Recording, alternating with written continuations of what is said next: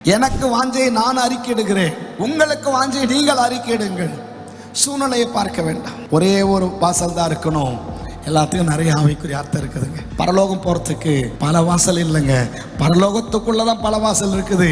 ஆனால் பரலோகத்துக்கு போகிறதுக்கு ஒரே வாசல், இடுக்கமான வாசல், அற்புதமான வாசல், மகிமையான வாசல். இயேசுவே அந்த வாசல். கைத்தட்டலையில சொல்லலாமா? இயேசு மட்டும்தான் அந்த வாசல்.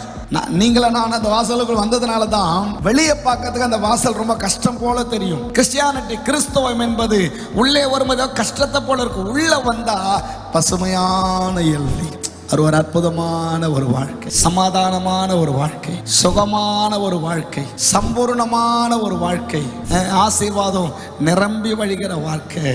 உங்களுக்கும் அதற்குரிய அத்தனை வழிகளையும் திறப்பார். எத்தனை பேர் கை உயர்த்தி ஆமென் சொல்ல பாருங்க. உங்களுக்காக புதிய கதவுகளை திறப்பார். தேவனுடைய ஊழியக்காரனை உங்களுக்கு நான் சொல்லுகிறேன். இதுவரை கர்த்தரை நம்பி கைவிடப்பட்டவர்கள் இந்த உலகத்தில் எவருமே இல்லை. கர்த்தர் உங்களை ஒரு நாளும் கைவிட மாட்டார்.